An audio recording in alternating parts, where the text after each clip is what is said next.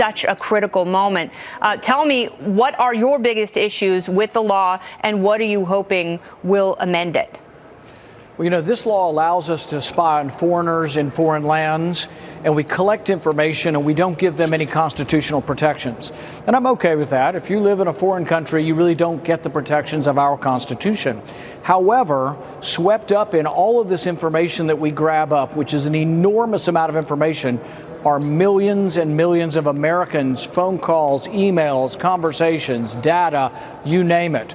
We have the ability to suck up all of the phone calls in Italy for an entire month. That was reported a couple years ago. So it's an enormous amount of data, and we're kind of okay with spying on foreigners, but Americans are incidentally being caught up in this. Innocent Americans by the millions. That's a critical point, because it's one thing to go after people who wish to do harm to this country and who wish to take away our freedom. I think we can all agree that those people absolutely have to be targeted.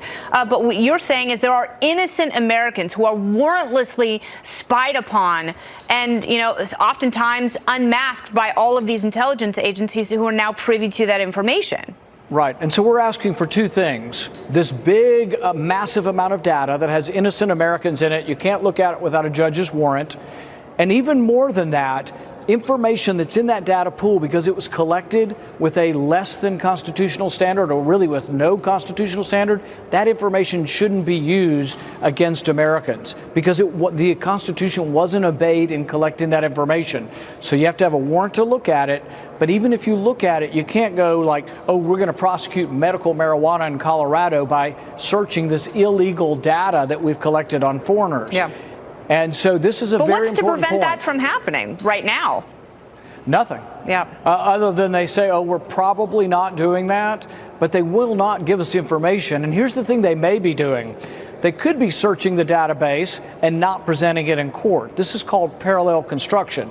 They get the information that you're involved in the medical marijuana business. They don't want to divulge they got it from this secret database. So then they tell the police, who then get a parallel investigation, and they don't use the secret data. You see what I mean? Yep. So the secret data can also be used in a nefarious way to get domestic officials snooping in your business.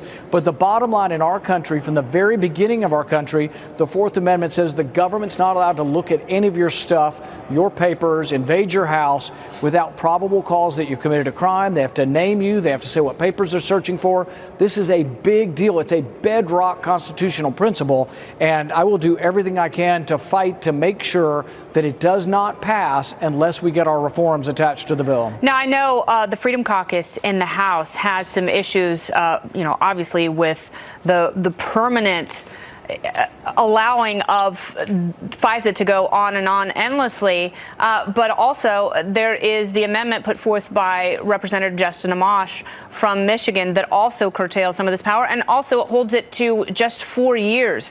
What do you think the chances are of that passing the House? Representative Amash's amendment is identical to Senator Wyden and myself to our bill. So we're exactly on the same wavelength. We met with them the other night. We are excited not only by members of the Freedom Caucus supporting this, but we're excited that this is really a bipartisan. We got right and left. There's going to be over 100 Democrats support this in the House, and there may well be over 100 Republicans. It's going to be very close. This is a chance for liberty, for the liberty movement to actually have a victory. But the liberty folks that watch your program, you need to call your congressman. This is a big fight, and we have a real chance to win one. It's a big fight, and it's a critical fight. And if there's going to be bipartisanship in Congress, this is where it should rest. This is the intersection. You're absolutely right. It's not on infrastructure. It's not necessarily on immigration. It's right here where we have to be so mindful of our civil liberties. What concerns me is House Intelligence Committee Chair Devin Nunes says that he's trying to find a middle ground between civil libertarians and the intelligence community, which obviously wants much broader powers. My worry is that that middle ground ends up being a creep toward eroding our rights. What do you think? What they are calling the middle ground, the bill that the committee put forward, is worse than the existing law. It actually says explicitly you can use information from this foreign data to convict Americans domestically for domestic crime. So it specifically allows what we're trying to prevent. and there is no warrant requirement. There's a little bit of a tweak of a reform, but be wary when the establishment in Washington puts forward a reform. It means they've heard the public, and now they're going to try to trick you by putting forward a fake reform. So what they have is a fake reform. What Justin Amash is putting forward in the House is a real reform. Yeah. It's the same thing that Senator Wyden and I have in the Senate, and we're hoping that there's a rebellion that goes on.